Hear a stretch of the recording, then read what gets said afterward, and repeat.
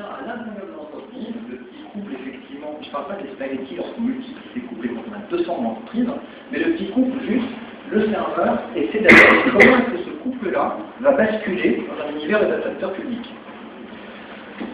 Eh bien, chacune des flèches ici représente une classe de problème qui n'existe pas lorsque vous êtes à l'intérieur de l'entreprise et que vous allez devoir affronter. Alors, la première flèche, c'est celle qui remonte votre petite base de données sur une grosse base de données publique là-haut. Elle est unidirectionnelle, déjà parce qu'on a des problèmes légaux très compliqués. On ne peut pas prendre toute la donnée de l'entreprise et la remonter là-haut.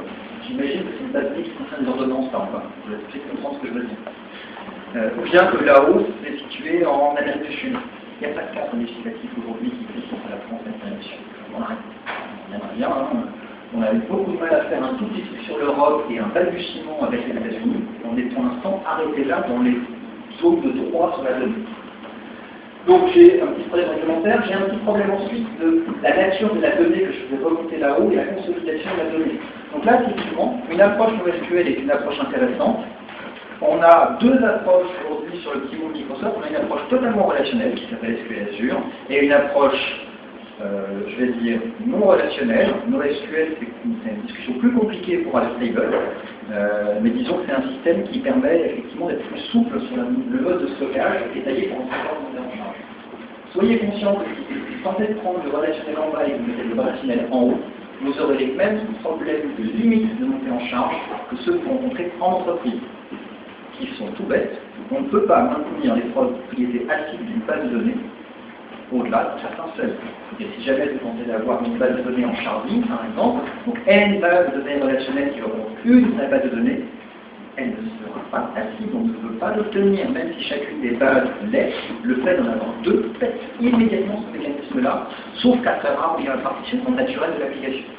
Donc, ça aussi, même si vous tentez de rester dans un mode relationnel, sachez que la limite de montée en charge existe et que du coup, vous perdrez vos qualités acides lorsque vous basculez dans ce mode-là. Ensuite, là-haut, c'est facile. Comment faire de la requête sur la donnée en mode REST. On va tout utiliser comme dernière, rien de particulier. En bas, c'est un peu compliqué parce qu'il va falloir recontacter un serveur. Et mon problème ici, il est valable soit sur l'entreprise B, soit sur des serveurs qui sont dans le cloud et qui veulent recontacter l'entreprise A. Et quelle est la nature et la feuille de retour à l'intérieur de l'entreprise. Et là, aujourd'hui, il n'y a pas de solution, au sens où il n'y a pas de solution qui soit adoptée par tout le monde.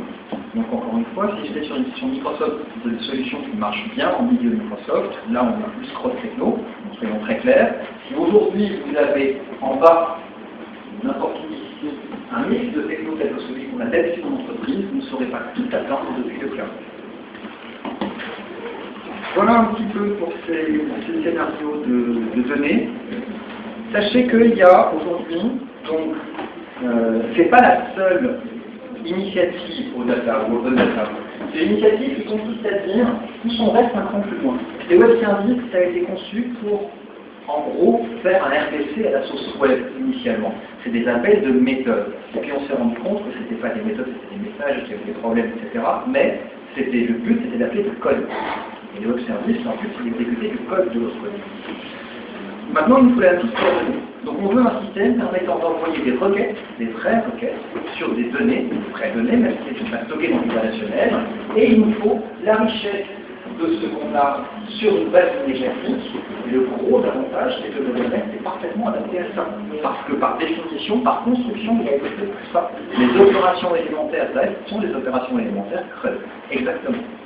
Par contre, il manque aujourd'hui de couches de normalisation permettant à N interlocuteurs de travailler de la même façon. Donc j'ai ici une de ces couches de normalisation qui s'appelle Open Data. Microsoft est l'initiateur de ce truc-là. Il n'est pas encore adopté par tout le monde, mais vous voyez ici quelques-uns des acteurs qui sont intéressés et qui le proposent.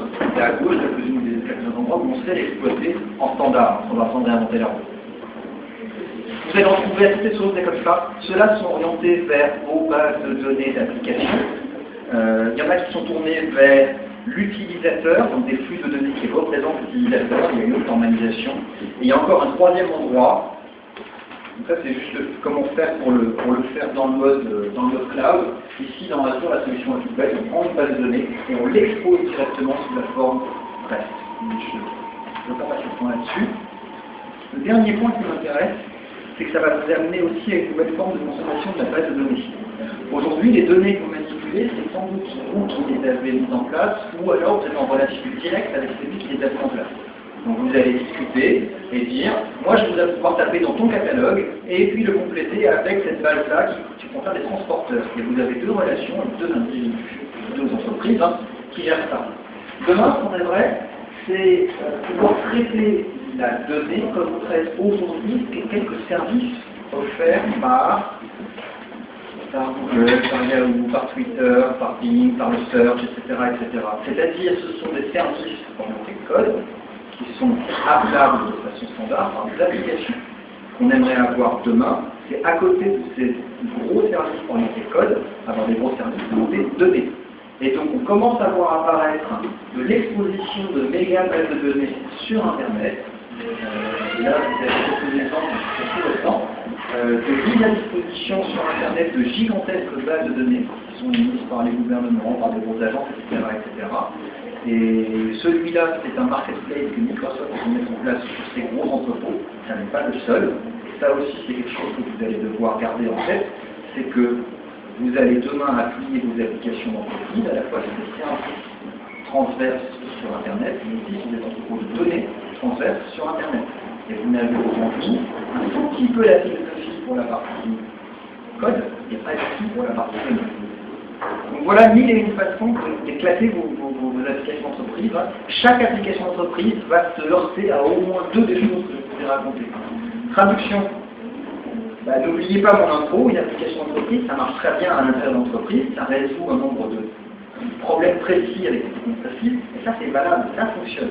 Bien sûr, ça a des limites, bien sûr que la complexité va nous bouffer sur cette situation, mais il y a des périmètres où ces modèles-là sont parfaitement valables. La discussion NoSQL versus SQL, elle tourne aussi autour de ça. Il y a des cas où ce n'est pas la peine de se mettre NoSQL sur les dos, parce que ça nous apporte une souplesse qui n'est pas celle qu'on recherche.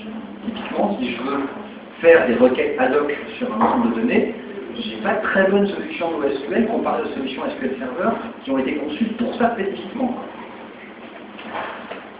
Donc vous aurez des applications, en dehors du cloud, vous aurez des applications dans l'entreprise qui marchent comme dans l'entreprise.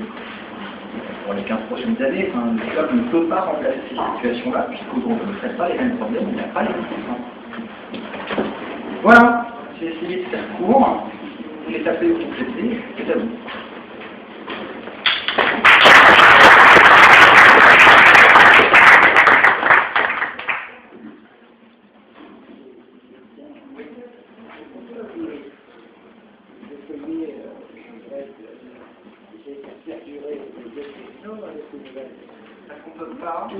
Oui, je pose la question. La question, c'est pourquoi est-ce que j'essaye de faire vivre ces vieux machins dégueulasses que tout le monde déteste? Parce qu'on n'a pas le choix, parce qu'ils sont là. Parce que les bases de code écrites en Fortran dans les années 80 restent et sont toujours utilisées, parce que COBOL est là et reste. Donc, c'est ce qu'on dit tout à l'heure sur le système. Mettre une couche par-dessus, pour les abstraire au maximum, et les voir le moins possible. C'est souhaitable, parce que du coup, on fait de nouvelles applications. Mais je ne peux pas les remplacer ces systèmes. Je n'ai pas les moyens, personne n'a les moyens de réécrire un contexte d'application juste pour que marche bien. Tous les problèmes. Ça n'a pas de problème. On va créer ça. Tous les problèmes que vous avez, les problèmes liés au fait, liés aux technologies serveurs, pas les innovations. Moi, si vous voulez continuer à faire ce que vous faites, vous serveurs, des trucs sur le web, oui, peut-être mal.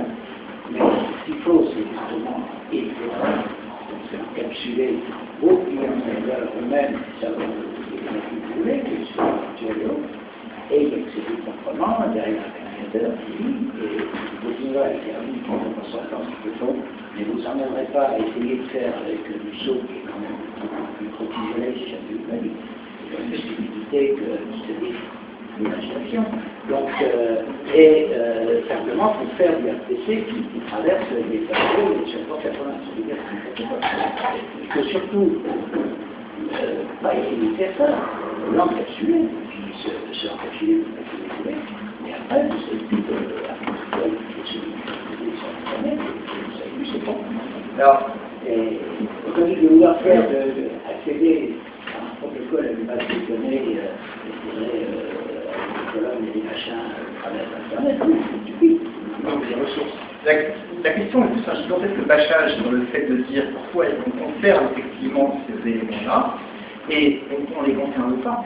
Dès l'instant où on va se retrouver sur le cloud, vous avez 100% raison, il n'y a aucune façon d'éviter les contraintes et les forces de ce modèle-là. Donc évidemment, on va les encapsuler, évidemment, on va les rendre propres et polis pour pouvoir se débarrasser de SOAP, pour passer en reste chaque fois que c'est possible, pour avoir des formats standards d'échange de données, d'échange d'identité, d'échange de traitement, je suis à 100% d'accord. Mais, comme je parle de ce que les applications entreprises vont devenir, je fais la liste des soucis qu'on va rencontrer en faisant ça. Après, il y a plein d'endroits où on est en train de mettre une grosse coquille autour de l'application pour qu'elle soit sympa avec le reste du monde, même si à l'intérieur, ça reste un main à ça. Voilà. Vous ne me citez pas.